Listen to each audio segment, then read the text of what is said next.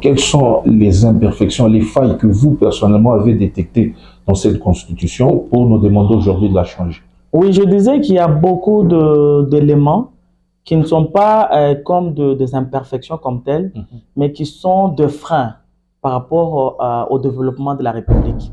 Aujourd'hui, vous sentez, si nous prenons la fameuse, l'épineuse question de nombre de mandats, c'est qui fâche tout le monde. Oui. Nous pouvons aussi en parler et mettre un point de vue comme tout Congolais. Nous trouvons qu'avec ces systèmes-là, vous sentez que celui qui vient au pouvoir est face à... C'est comme il est dans une course. Il doit tout faire parce que dans 5 ans, il doit partir. Il est là, même s'il n'a pas fini, il se sent dans une pression. Il doit aller vite, vite, il doit faire ceci, il doit faire cela. Et vous sentez que ça ne va pas du tout. Alors que dans des grandes démocraties, dans des pays qui ne sont pas vraiment dans la démocratie comme telle, et comme la Chine, c'est un grand pays. Oui.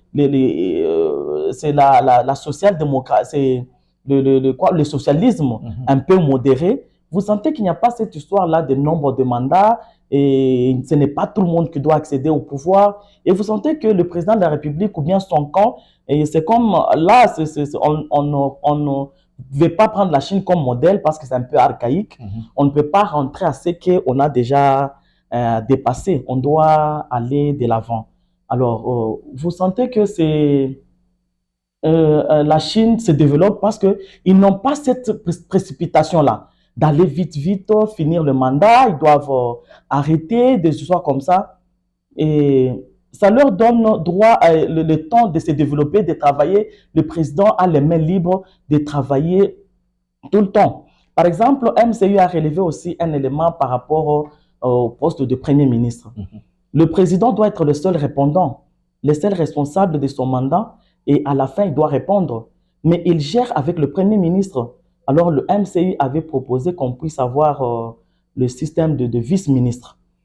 Okay. Oui, vice-ministre qui sera élu avec le président de la République sur la même liste, au lieu d'avoir un Premier ministre qui est le chef du gouvernement, mais le répondant, c'est le chef de l'État.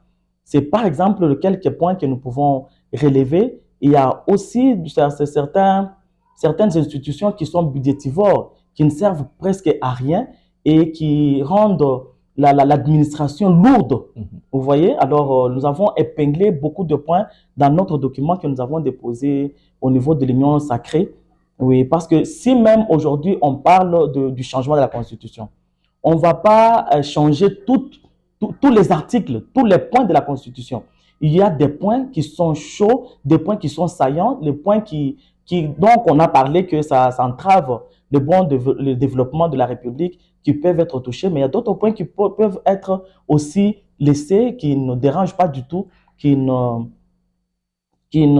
posent pas du tout problème, qu'on peut laisser. Je pense, c'est-à-dire que c'est pour cela que nous, MCU, on parlait avant de la révision constitutionnelle. Mais nous sentons que la majorité parle du changement de la Constitution. Nous pensons que ça revient presque au même. C'est juste un problème de termes parce que même en changeant la Constitution, on ne pourra pas tout changer. Il y aura toujours certaines dispositions qui pourront revenir et d'autres qu'on pourra élargir. Votre démarche n'est-elle pas purement politique? Vous n'êtes pas vraiment dans cette idée, parce que tous les politiques parlent toujours du développement de la RDC, mais ce n'est pas une démarche purement politique. Je reviens un peu à cette inquiétude de presque beaucoup de Congolais. Vous voulez éterniser Tshisekedi au pouvoir, donc tout tourne malgré que vous parlez au nom du peuple, mais au finish, c'est que Tshisekedi rempile ou qu'il fasse le 3e mandat. Vous l'entendez déjà, il n'a pas de mandat, il a une mission pour la RDC. Ce n'est pas ça dans l'optique où vous êtes. Je pense que c'est le peuple qui pourra sanctionner cela. C'est pour cela que nous avons mis en place cette loi référendaire. Pour que c'est une activité démocratique et le peuple pourra nous départager si elle est pour ou pas. C'est-à-dire que si l'opposition qui pense être contre ces changements, cette réforme pourra avoir raison dans le sens que la population puisse dire non, qu'il y ait beaucoup de non et par rapport au oui, pour que comprennent que ce n'est pas à intérêt général, parce que l'intérêt général, c'est la population. L'intérêt politique, c'est pour juste les politiciens. Et que quand le peuple va sanctionner cela, on pourra maintenant comprendre si réellement cette réforme est un intérêt politique ou bien elle est un intérêt général. Et je pouvais répondre d'emblée avant même que nous puissions arriver au référendum, là où la population pourra dire oui ou non par rapport à cette réforme, que les chefs de l'État étant du côté de la population, c'est lui, comme on dit toujours, c'est lui le garant de bon fonctionnement de toutes les institutions. En gérant les institutions durant les quelques années qu'il a à la tête du pays, il a compris qu'il y a un ça ne va pas, qu'il y a des couacs. Et si aujourd'hui je pouvais partir, laisser cette loi fondamentale sans pour autant quelque part parler d'une délivrance de la population ou bien apporter un changement quelconque, c'est-à-dire qu'il sera redevable devant la population. Vous étiez là et comment vous n'avez pas pu enlever ou bien changer ce qui freinait le développement du pays, de notre République. Et pendant tout ce temps, vous avez laissé passer et peut-être en n'étant plus au pouvoir, commencer à demander à celui qui sera là de changer, de revoir la Constitution. Il serait coupable devant même la population. C'est pour cela qu'il se met d'abord dans la peau de cette population. Après avoir géré, il a compris qu'à tout prix, il faudrait refaire cela.